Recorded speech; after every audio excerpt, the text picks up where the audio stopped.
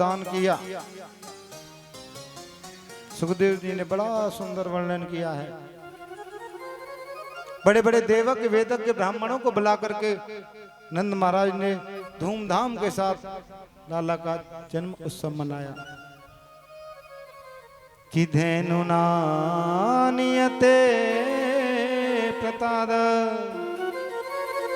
विप्रेभ्यं समलंकृते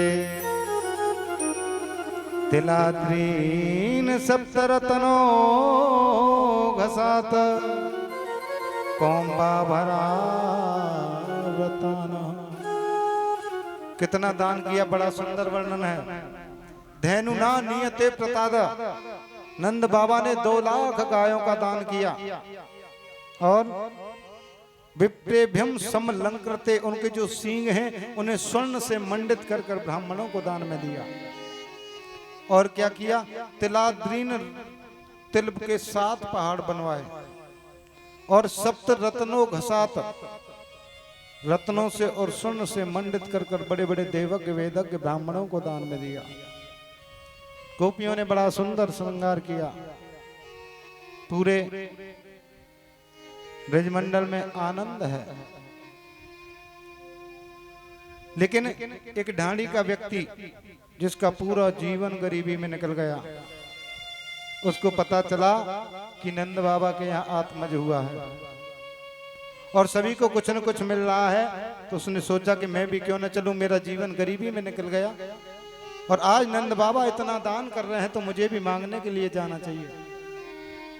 और आज वो ढांडी का व्यक्ति आया। नंद बाबा ने पूछा, बताओ क्या चाहिए, क्यों आए हो? तो व्यक्ति कहता है कि मेरे मन आनंद भयो ब्रजराज हियाचन आयो। बाबा, जब मुझको पता चली कि आपके यहाँ पुत्र भयो है तो मैं मांगवे का जा गयो। बोले मांगो, क्या चाहिए? बाबा मुझे अकेले को नहीं चाहिए। जब मैं आने लगा ना तो मेरे परिवार वाले सब मुझसे कहने लगे कि जा रहे हो तो हमारे लिए भी कुछ मांगना। तो क्या मांगा है? कि मेरो तात कहो समझाए राय सो और तू जाए असी शादी जो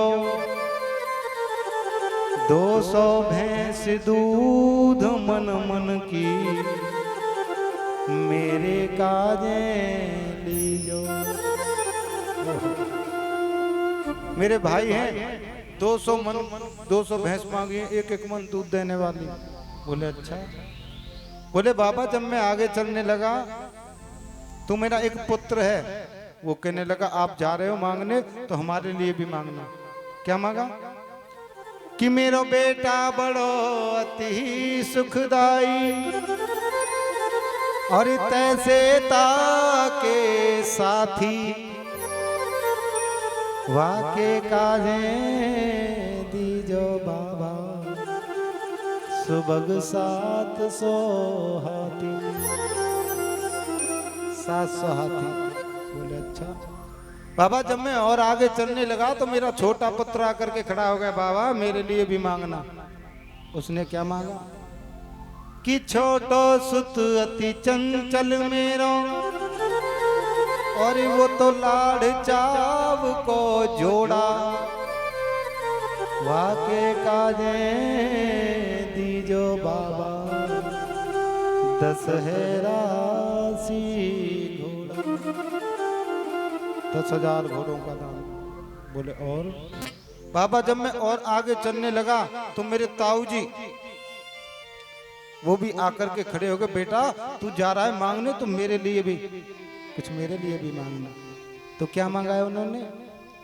किता पाछे पाछे समझायो और तिनके जेठे भैया वाके काजे दीजो बाबा सुबह 700 गैया। 700 गाय। बोले कितनी उम्र है तुम्हारे ताऊ जी की? बोले 1 कम है 100 में। बोले तो 700 गायों का दूध पी करके क्या पहलवानी करेगा है? बोले बाबा जब मैं आगे चलने लगा तो मेरी एक ही पुत्री है, मैंने बड़े चाल चाव से उसको पाला। वो भी कहने लगी कि बेटी एक लाडली मेरी, और वो तो चलत आए भाई ठाड़ी, सहत कहार पाल के लयो, सांझ भरायो गाड़ी। बाबा जब मैं चलने लगा तो मेरी पुत्री आगे आकर के खड़ी हो गई और कहने लगी कि तुम जब जा रहे हो नंद बाबा के यहाँ तो मेरे लिए मांगना। क्या मांगा है कि बाबा अगर नंद बाबा मुझे कहारों के साथ पालकी देंगे तो उसमें बैठकर ही मैं लाला को आशीर्वाद देने के लिए जाऊंगी। और बाबा जब मैं आगे चलने लगा तो मेरे बड़े बेटे की बहू, जो आज तक एक शब्द जीवन में मुझसे बोली नहीं, लेकिन आज तो वो भी बोल गई कि मेरी बेटा वधू लाज तज मोसो, और घूंघट मुख दे बोली, नख सिखलो गहनो सब ले हो, तीहर सेंटी चोली। सिर से पैर तक का श्रृंगार मांगा है। और बाबा जब मैं आगे चलने लगा तो मेरी वृद्ध माता वो भी आगे आकर के खड़ी हो गई। उन्होंने क्या मांगा?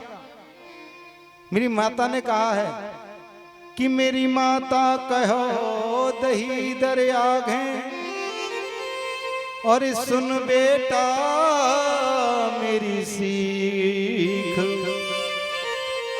ऐसो दान मांगियो नंद सो, हम बहुरे न मांगे भी। बेटा हमारा पूरा जीवन गरीबी में निकल गया, एक एक अन्न के दाने के लिए हम तरसते रहे, और आज हमारे जजमान के यहाँ पुत्र हुआ है, बुढ़ापे में जाकर के आत्मज पैदा हुआ है, ऐसा दान मांगना कि हम बहुरे न मांगे भीख, हमें कभी मांगने की जरूरत नहीं पड़ेगी। और बाबा जब मैं आगे चलने लगा तो मेरी घरवाली सुप्रीम कोर्ट सामने आकर खड़ी हो गई। उन्होंने मुझसे कहा कि तब बोली मेरी घरवाली, अजनी के जइयो, जो कछु कहो सुनो तुमको तो, प्रीत लौट घर आइयो। आपको जो कुछ भी प्रेम से मिल जाए उसे प्रीत के साथ लेकर के लौट करके आ जाना। अब नंद बाबा ने क्या किया कि ऐसे सुन के नंद बाबा ने और अलप मनोरथ कीनो, जो कछु कहो सुनो काहू सो, दूनो दूनो दिलो। जिसने जो भी मांगा उसे दूना डबल डबल करके दिया नंद बाबा ने। कि जन गोविंद बलवीर बढ़ाई, और कहें सुने जे गावहे, अर्थ धर्म और मोक्ष पदार्थ, क्रियन सहित सब पावहे। जो इस चरित्र को सुनता है, जो इसका गान करता है, अर्थ धर्म और मोक्ष पदार्थ क्रियन सहित सब पावहे, उसे कुछ भी मांगने की जरूरत नहीं पड़ती है। कि पूत सपूत जनो यशोदा, कि पूत सपूत जनो यशोदा, इतनी सुन के वसुधा सब दौड़ी, देवन के आनंद भयो, पुण्य ध्यावत गावत मंगल गौरी। कि नंद कछु इतनो जो दियो, कि नंद कछु इतनो जो दियो, घन श्याम कुबेरहु कीमत भौरी, देखत मोहि लुटाए दियो, न बची बचिया छछिया न छछोरी। इतना महान मन हो गया कि जिसने जो भी मांगा दूना दूना करके दिया। लेकिन इतना बड़ा नंद उत्सव मन रहा है, हजारों लोग आ रहे हैं, हजारों जा रहे हैं, लेकिन देखा यशोदा मैया कहने लगी नंद बाबा से कि सब लोग आए हैं लाला के जन्म की खुशी में, लेकिन रोहिणी कहीं दिखाई नहीं दे रही है। बहुत ध्यान से सुनना, रोहिणी तो कहीं दिखाई नहीं दे रही। हजारों लोग आ रहे हैं लेकिन माता रोहिणी तो नहीं आई। नंद बाबा बोले हाँ मुझे भी नहीं दिखाई दी। तो आज नंद बाबा बोले कि हमको रोहिणी के पास चलना चाहिए, और दोनों माता रोहिणी के पास आए। रोहिणी माता खड़ी हुई है अपने कक्ष पर, खिड़की से नंद उत्सव को देख रही है। आकर के मां यशोदा ने कहा रोहिणी आप लाला को आशीर्वाद देवे के राजी नहीं आई? हजारों लोग आ रहे हैं, इतना बड़ा नंद उत्सव है, पूरा ब्रज मंडल है, आपको लाला के जन्म की खुशी नहीं, आप नहीं आई? रोहिणी माता कहती है कि मेरे तो लाला को यहीं से आशीर्वाद है, खूब आशीर्वाद है लाला को। बोले नहीं आपको आना चाहिए था। तो रोहिणी कह रही है कि देखो मेरे पति जेल में बंद हैं, बहुत ध्यान से सुनो। रोहिणी के पति हैं वसुदेव जी, और वो जेल में बंद है। पति अगर जेल में बंद है या पति के जीवन में कोई कष्ट है और स्त्री श्रृंगार करे तो ये ठीक तो नहीं है। और लाला का जन्म है और वहां मैं बिना श्रृंगार के जाऊं ये भी ठीक नहीं है। मां यशोदा कहने लगी आपको आना होगा, आपको चलना होगा, मेरे लाला को आशीर्वाद देवे का दे। लेकिन माता रोहिणी ने देखा कि ये संसार के नियम तो बड़े विचित्र हैं। ये संसार के नियम कितने विचित्र हैं, आप जरा नजरें नीची करके चलिए, लोग कहेंगे कर्म ही अच्छे नहीं, ऊपर देखेगा कैसे। आप जरा सामने नजर करके चलिए तो लोग कहेंगे अभिमानी हो गया है। आप जरा इधर उधर देख करके चलिए तो लोग कहेंगे कि नजरों का ठिकाना ही नहीं। तो ये संसार के नियम तो बड़े विचित्र हैं। ये कोई साधारण बच्चे का जन्म उत्सव नहीं है, ये तो मेरे गोविंद का जन्म उत्सव है। ये संसार के नियम बड़े विचित्र हैं। एक छोटी सी कथा आपको बता। सनत कुमार 4 भाई थे, सनक, सनंदन, सनातन और सनत कुमार, ब्रह्मा जी के पहले मानस पुत्र। जब प्राकट्य हुआ तो ब्रह्मा जी ने कहा पुत्रों बड़े हो जाओ और इस सृष्टि का विस्तार करो, विवाह करो, इस सृष्टि को बढ़ाओ। उम्र 5 वर्ष है। सनत कुमार कहते हैं कि बड़े होकर के विवाह करना जरूरी है। बोले हाँ बड़े होकर के विवाह करो, उससे सृष्टि का विस्तार होगा। बोले देखो हमको विवाह नहीं करना है। उन्होंने संकल्प ले लिया कि अब हम 5 वर्ष से आगे जाएंगे ही नहीं कभी। तो देखने में 5 वर्ष के दिखाई देते हैं, लेकिन उम्र करोड़ों वर्ष है। ऐसा वर्णन आता है कि भद्र का धाम में 4 भाई बैठे हैं, हरि शरणम का जाप करते हैं। और 4 भाइयों का नियम क्या है, एक भाई व्यास गद्दी पर बैठता है, 3 भाई नीचे बैठ करके कथा सुनते हैं, फिर एक ऊपर बैठता है, फिर नीचे, 3 बदल बदल करके कथा करते हैं। तो ऐसा वर्णन आता है कि एक बार जगत पिता भोलेनाथ और माता पार्वती जा रहे थे। तो कभी कभी क्या होता है कि जो ज्ञानी महापुरुष होते हैं वो दिखावे में प्रणाम नहीं करते, लेकिन मन ही मन जरूर प्रणाम करते हैं। तो भोलेनाथ ने सनत कुमारों को देख करके प्रणाम नहीं किया। माता पार्वती ने देखा, देखो बड़े उद्दंड बच्चे हैं, जगत पिता भोलेनाथ जा रहे हैं और ऊंट की तरह तन करके खड़े हैं, प्रणाम नहीं कर रहे। मैं श्राप देती हूं, ऊंट हो जाओ। अब जगत माताएं क्या देर लग रही है, ऊंट बन गए 4 भाई। भोलेनाथ जब कैलाश पर पहुंचे तो माता पार्वती से कहने लगे देवी आपको मालूम है जिनको आपने श्राप दिया वो कौन थे? बोले उद्दंड बच्चे थे, आप जा रहे थे, आपको देख कर प्रणाम नहीं किया, ऊंट की तरह तन करके खड़े थे। बोले देवी वो ब्रह्मा जी के मानस पुत्र हैं सनत कुमार, और उम्र में तो हमसे भी बड़े हैं। माता पार्वती कहने लगी कि हमको क्या पता है कि जेठ जी लगे, हमने तो सोची ऐसे ही हो। लेकिन माँ का हृदय तो बड़ा करुणामयी है, बहुत करुणा है माँ के हृदय में। बोले भूल हो गई और क्षमा याचना करने चलते हैं। क्षमा तो मांगनी पड़ेगी, भूल की है, और आज क्षमा मांगने के लिए जा रहे हैं। तो भोलेनाथ ने सोचा कि क्षमा तो मांग ही लेंगे, पहले थोड़ा हालचाल पूछ ले, क्या हाल है। तो दूर से ही कहते हैं सनत कुमार से, क्यों जी क्या हाल है? बोले मत पूछो बाबा, मत पूछो, इस ऊंट के शरीर में कितना आनंद है। अरे मनुष्य के शरीर में तो नहाने का चक्कर अलग है, धोने का अलग है, अनेक चक्कर है मनुष्य के शरीर में, और ऊंट के शरीर में तो कोई चक्कर ही नहीं।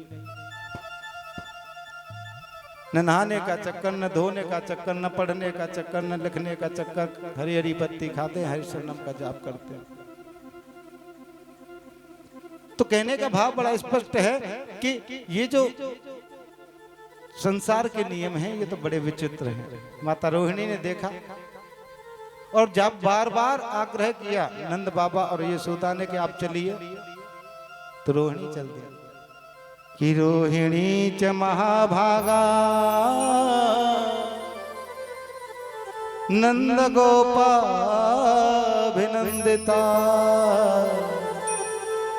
व्यचरद दिव्य व्यास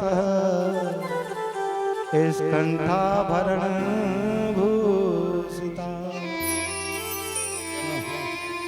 रोहिणी माता ने देखा कि संसार के नियम बड़े विचित्र हैं, चल दी।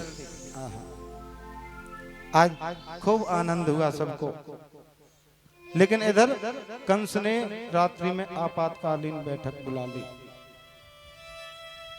तमाम राक्षसों को बुला लिया कि देखो मेरे शत्रु ने ब्रज में जन्म ले लिया है और मैं नहीं चाहता कि वो बहुत बड़ा होकर के मुझे मारे, इसलिए तुम उसे ब्रज में जाकर के समाप्त कर दो। एक सैनिक कहने लगा लेकिन पता कैसे चलेगा, इतना बड़ा ब्रजमंडल है उसमें कितने बच्चों ने जन्म लिया होगा। तो दूसरा सैनिक कहता है कि एक काम करेंगे कि 1 महीने के अंदर जितने भी बच्चों ने जन्म लिया होगा ब्रजमंडल में सबको मार डालेंगे, उसमें आपका शत्रु भी मर जाएगा। कंस बोला वो सब तो ठीक है, लेकिन तुम लोग राक्षस हो, तुम्हें घर में घुसने कौन देगा, तुम तो राक्षस हो। तो इतनी देर में आ गई वहां मौसी जी। मौसी जी माने पूतना। पूतना कहती है मैं जाऊंगी कृष्ण को मारने के लिए। कंस कहता घर में तो तुम्हें कोई भी घुसने भी नहीं देगा क्योंकि तुम भी राक्षसी हो। ये तुम्हारा काला कलूटा चेहरा। बोले इसकी व्यवस्था है, कैसे कैसे ब्लास्टर चल रहे हैं आप देखिए। काले को गोरा बना दें, गोरे को काला बना दें, ऐसे ऐसे प्लास्टर चल रहे हैं। उसकी व्यवस्था मेरे पास है, मैं प्लास्टर लगा करके जाऊंगा। बोले वो सब भी ठीक है, लेकिन ये जो लंबे लंबे दांत हैं इनका क्या करोगे? इतने लंबे दांत इन पर प्लास्टर तो नहीं लग सकता। बोले इसका भी इंतजाम है। बोले मैं घूंघट लगा करके चली जाऊंगी, पर ये घूंघट बड़े काम की चीज है। घूंघट कितने काम की चीज है क्या बताएं। आपको कथा में नींद आ रही हो, घूंघट डाल लो, 3 घंटे की आराम से समाधि लग गई। बगल वाला पूछेगा सो रही हो? नहीं सो नहीं, कथा को ध्यान से सुन रहे।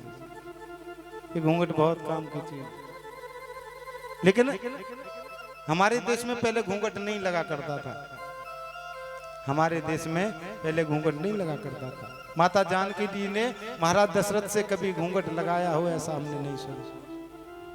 ये तो जब हमारे देश पर बाहरी शक्तियों ने आक्रमण किया और उनकी दृष्टि हमारी माता बहनों के ऊपर पड़ी तो उन्होंने अपने आप को ढकना प्रारंभ कर दिया, अपने चेहरे को ढकना प्रारंभ कर दिया।